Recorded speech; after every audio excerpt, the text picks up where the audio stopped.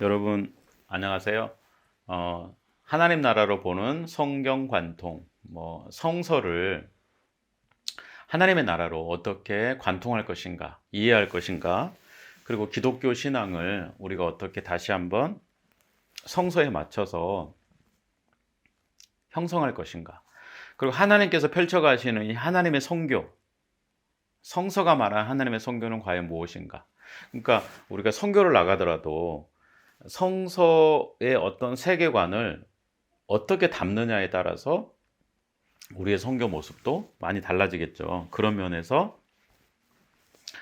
선교를 하는 사람들이 또 이 강의를 주의 깊게 들어야 한다고 생각합니다. 제가 3장에서 지난 시간 3장에서 창조와 새 창조, 또 하나님의 나라, 그리고 부활이 어떻게 연관되는지에 대해서 창조론을 중심으로 여러분에게 말씀을 드렸어요. 하나님의 나라를 어떤 죽어서 영원히 가는 그런 내세로만 이해한다면은 예수님께서 말씀하셨던 회개하라, 천국이 가까이 왔다. 그리고 너희는 이렇게 기도해라. 하나님의 나라가 임하게 하시오며, 이런 것을 제대로 이해할 수가 없다고 말씀드렸습니다. 오늘은 창조 이야기의 어떤 두 번째 이야기인데요. 성경에 근거해서 창조 이야기를 차근차근 한번 풀어보도록 하겠습니다. 창세기 1장 1절이 굉장히 중요하죠. 하나님께서 이 천지를 창조하신 그런 이야기가 창세기 1장과 2장에 나와 있는데요. 특별히 1장 1절의 어떤 그런 선언은 창조 이야기의 어떤 중심이라고 할 수가 있습니다. 여러분, 성경은 66권이잖아요. 그리고 창세기는 그 66권 중에 첫 번째 성경이거든요. 그 창세기는 또 50장으로 구성되어 있어요. 50장. 그런데 창세기 1장과 2장이 오늘 이야기하려고 하는 부분인데요. 이 부분이 어떻게 보면은 성경 전체의 주춧돌을 놓는 거예요. 그러니까 우리가 이 창세기 1장과 2장을 놓치지 않는 것이 성서 이야기의 가장 중요한 부분이라는 것을 좀 인지할 필요가 있어요. 여러분, 우리가 성경 이야기를 이렇게 재구성했었잖아요. 창조, 타락, 그리고 구속, 완성, 이렇게 얘기를 했는데 이 네 가지 성경의 어떤 구도 속에서요, 이 창조는 발단에 해당되는 건데, 발단에 대한 이해가 잘못되면 전개와 절정과 결말에 대한 이야기도 잘못돼 버리죠. 그래서 창조를 우리가 제대로 이해할 필요가 있고, 그런 의미에서 창세기 1장과 2장은요 읽으면은 5분 안에 또 읽을 수 있는 분량인데, 성경 속에서 차지하는 비중을 본다면은 그거는 실로 엄청나다. 그렇게 우리가 이야기할 수가 있습니다. 여러분, 성서는 일이관지해야 된다고 그랬잖아요. 공자가 이제 제자들과 얘기를 할 때 나의 사상은 일이관지한다. 그런 얘기를 했다고 그랬죠. 그런데 우리도 성서를 하나의 관점으로 일이관지할 필요가 있어요. 하나의 맥을 잡고 이렇게 흘러가는 거죠. 우리가 같이 지금 공부하는 성서의 맥은요, 하나님 나라라는 것입니다. 하나님 나라의 관점으로 해서 성경 66권을 이렇게 관통하는 것이 지금 우리 강의의 목적이에요. 그런데 이 창조는 발단에 해당된다고 얘기를 했죠. 발단과 결말은 이렇게 연결돼 있어야 돼요. 여러분들 어떤 소설을 읽을 때라든가 영화를 볼 때 발단과 결말이 매칭이 안 돼 버리면은 황당한 이야기라는, 그리고 감독이 누구인지, 이 작가가 누구인지 인터넷을 검색하면서 비판을 하는 경우가 있지 않습니까? 마찬가지로 성경은요, 발단과 결말이 굉장히 일목요연한 일이관지하는 이야기로 펼쳐진다. 제가 계속 말씀드렸듯이 창세기와 부터 요한계시록은 계속 하나의 이야기로 연결되어 있다. 그리고 이 창조 세계는, 창세기가 말하는 창조 세계는 사라져버리고 소멸하는 그런 세계가 아니라 하나님께서 새롭게 회복하고 완성하시는 것이 성경이 말하는 그런 이야기다. 그런 말씀을 제가 드렸습니다. 여러분, 요한복음 3장 16절 말씀을 기독교인이라면 누구나 알고 있는 이야기입니다. 하나님이 세상을 이처럼 사랑하사 독생자를 주셨으니 이는 그를 믿는 자마다 멸망하지 않고 영생을 얻게 하려 하심이라. 근데 이 부분을요, 우리가 제대로 이해하고 있는지 모르겠어요. 하나님의 나라라는 관점으로 이 요한복음 3장 16절을 보면은요, 전혀 새로운 이야기가 될 수가 있어요. 하나님께서 이 세상을 이처럼 사랑하셨대요. 이 세상. 그러니까 하나님께서 회복하실 세계는요, 이 우주 만물 전체에 포함되어 있는 것입니다. 하나님은 인간의 영혼만을 사랑해서 예수 그리스도를 보낸 것이 아니고요, 이 창조 세계 전체를 사랑하셨고 이 창조 세계 전체를 시키기 위해서 예수 그리스도를 보냈다고 얘기할 수가 있어요. 그러니까 예수님께서 당신의 공생의 사역을 시작하실 때 처음 메시지가 회개해라, 하나님의 나라가 가까이 왔다, 그렇게 말씀하신 거죠. 그리고 제자들에게 너희는 이렇게 기도해라. 나라가 임하시오며 뜻이 하늘에서 이루어진 것 같이 땅에서도 이루어지이다. 하나님의 나라가 임하게 해달라고. 이거는 이제 최종적인 예수 그리스도의 재림을 통해서 하늘과 땅이 이렇게 연합하는, 하늘과 땅이 결혼하는, 그래서 이 세계가 하나님의 세계가 되는 그런 것을 이야기한다고 알 수가 있습니다. 여러분, 창세기는 우리가 누구인가에 대해서 얘기를 해줘요. 우리는 누구일까요? 우리는 하나님께서 창조한 창조물이라는 것이 창세기의 답변이죠. 우리는 누구일까요? 하나님의 형상대로 만들어졌다는 것이 창세기의 답변입니다. 우리는 누구일까요? 이 창조 세계를 하나님의 대리자로서 그리고 청지기로서 잘 보호하고 관리하는 것이 우리 인간이라고 또 성경이 이야기하는 거예요. 그러니까 창세기는요, 인간이 무엇인가에 대해서 얘기를 해주는데, 인간은 하나님의 형상이다. 그리고 인간은 왜 태어났는가, 그리고 인간은 왜 사는가 했을 때 하나님께서 창조하신 이 창조 세계를 보존하고 관리하고 그리고 하나님의 대리자와 청지기로서 살아가는 것이 하나님께서 우리 인간에게 주신 소명이다. 그렇게 창세기는 이야기합니다. 그리고 중요한 또 포인트가 있죠. 인간은 누구인가? 하나님의 피조물이라는 거예요. 인간은 하나님께서 만드셨다. 그거를 얘기해요. 그래서 우리는 인간을 보면서 이 창조 세계를 보면서 이 창조 세계를 만드신 분이 있다는 것을 또 알게 돼요.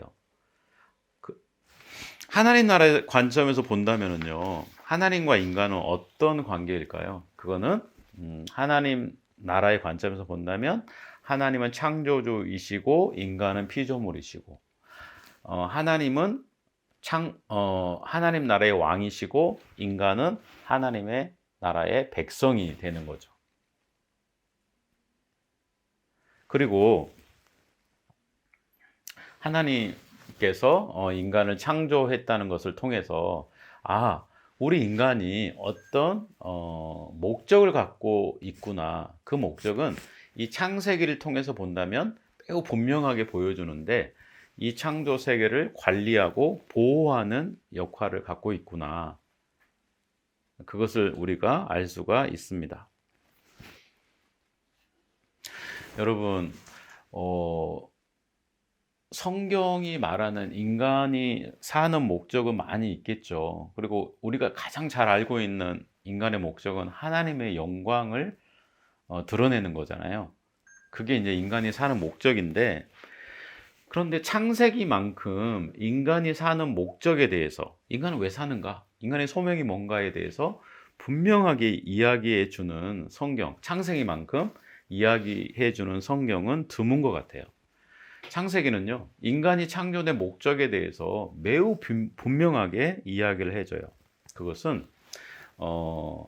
인간이 하나님의 형상으로 창조되었다는 것, 그리고 인간이 어떤 역할이 있다는 것.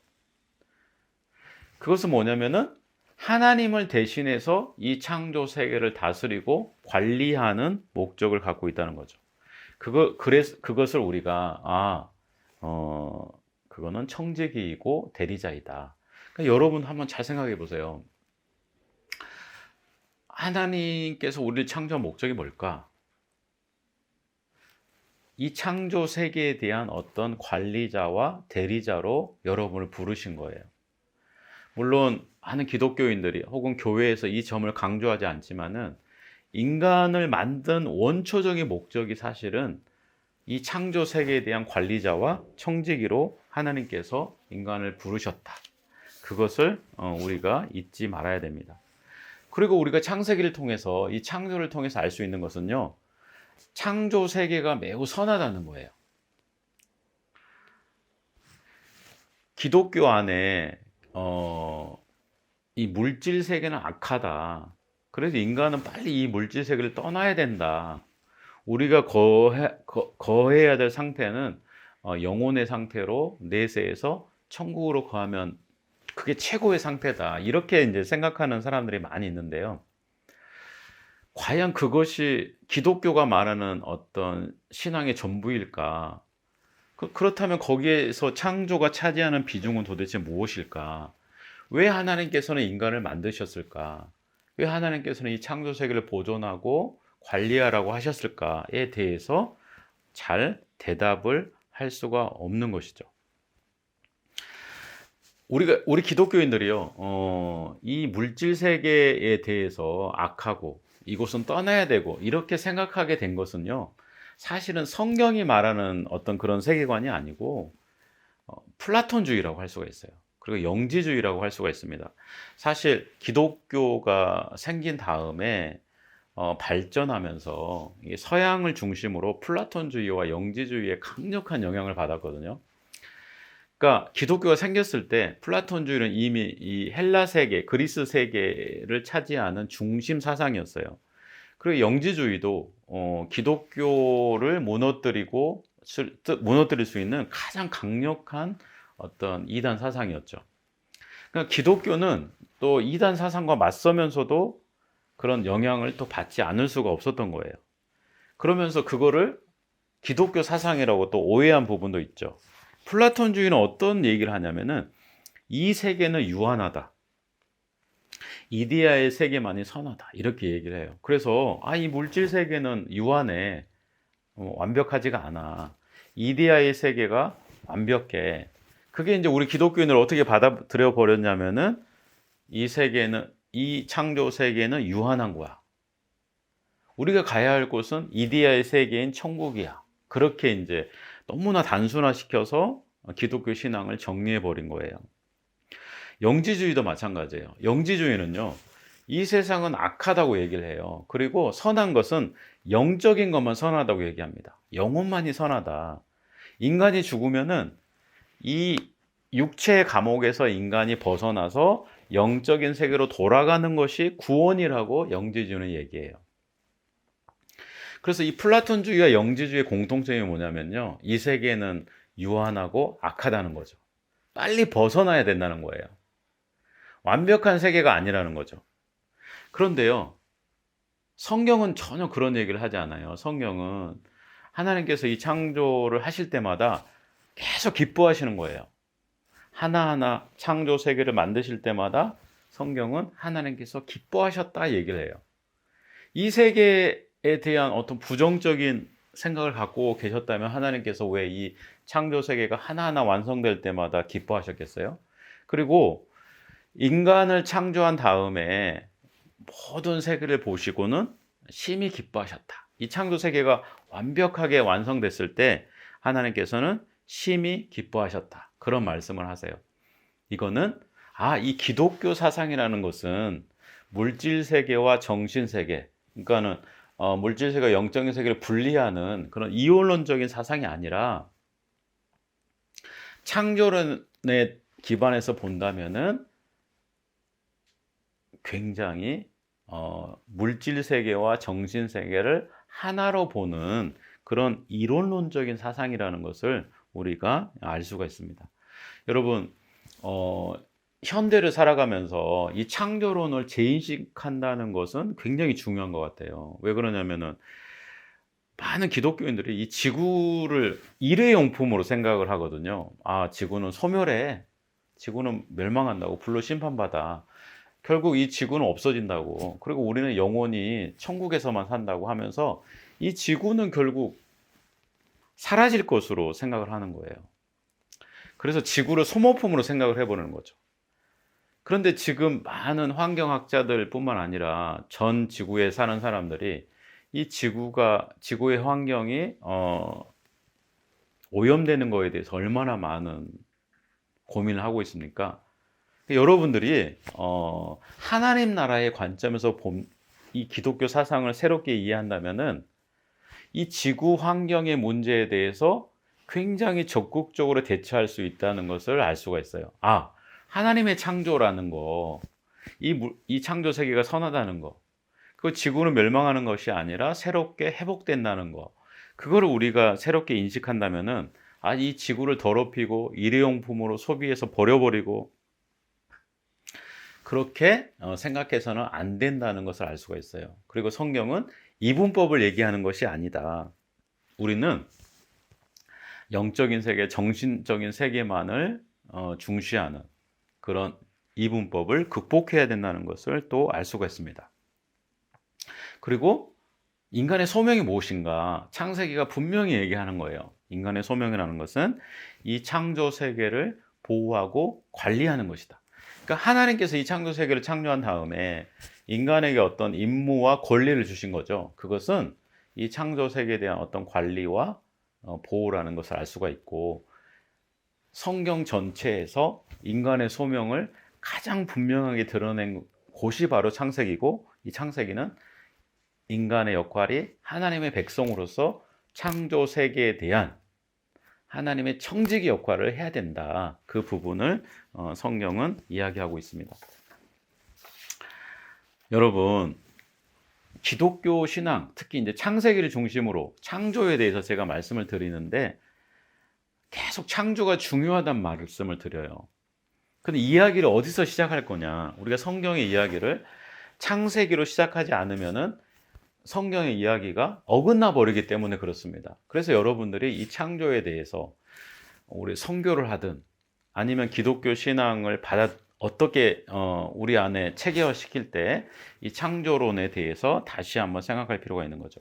근데 기독교 안에 많은 오해들이 있는데, 이런 설교 여러분 많이 들어보셨을 겁니다. 목사님들께서 인간을 하나님께서 창조하고 심히 기뻐하셨다.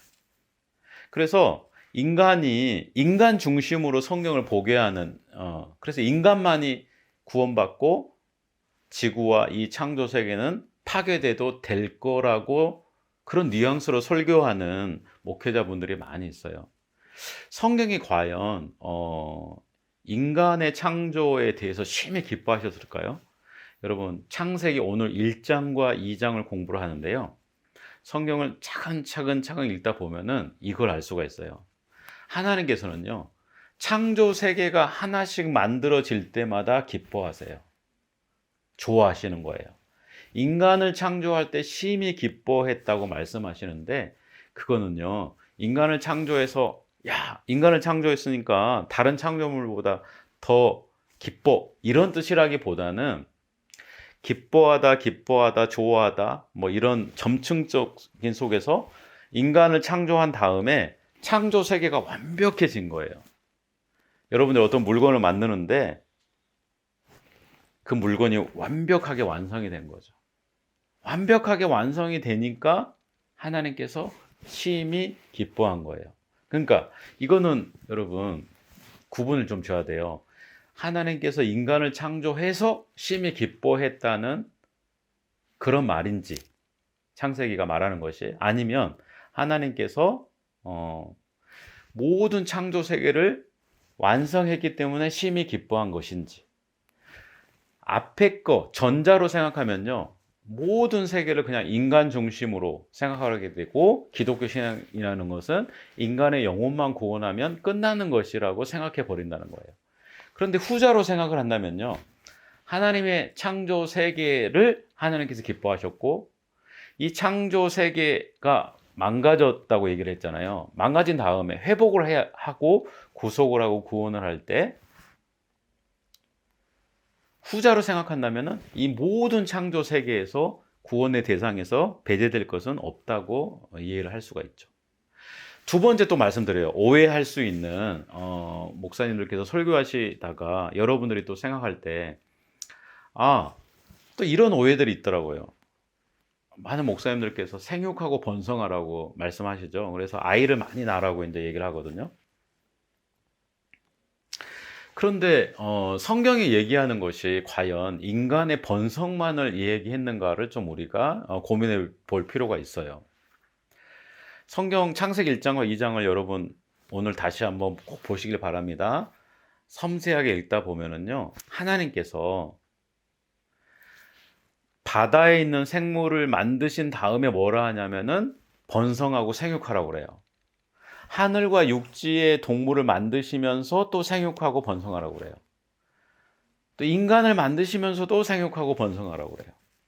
여러분, 그 포인트는 뭐냐면은 하나님께서 이 창조 세계를 만드시면서 생육하고 번성하라는 것이 인간에게만 제한된 것이 아니라는 것을 우리가 깨달을 필요가 있고, 그것은 오늘날 이 환경 문제에서 굉장히 중요한 다른 시사점을 던져주는데요.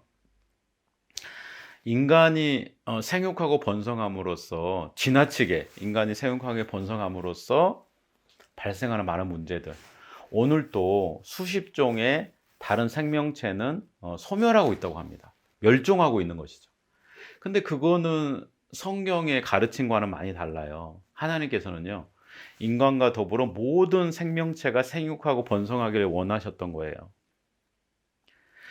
우리가 하나님 나라의 관점에서 성경을 본다면, 이 창조 세계에 대한 관심을 새롭게 한다면 인간의 생육과 번성만을 강조할 것이 아니라 상대적으로 소외되었던 어떤 동식물의 멸종이라든가 동식물의 어떤 보호와 관리에 대해서도 우리가 심각하게 고민해야 되고, 사실은 그것이 성경이 이야기하는 부분이라는 것을 좀 우리가 이해할 필요가 있을 것 같습니다.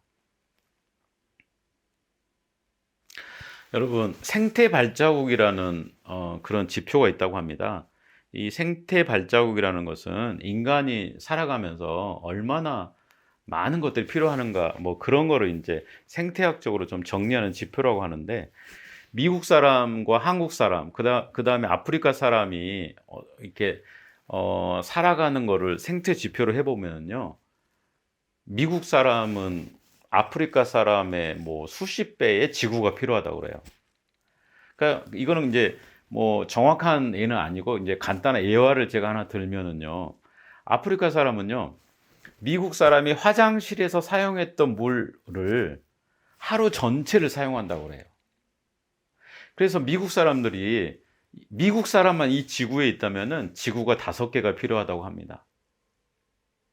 이거는 뭔가 잘못됐다는 거죠. 그러니까 제가 이 부분을 강조하는 이유는 뭐냐면은, 전통적으로 기독교 신앙을 갖고 왔었던 사람들, 믿어왔었던 사람들, 그리고 소위 선진국이라고 하는 사람들이 오히려 더 많이 지구를 소비하고 지구 환경을 망가뜨리고 있다는 뜻이에요.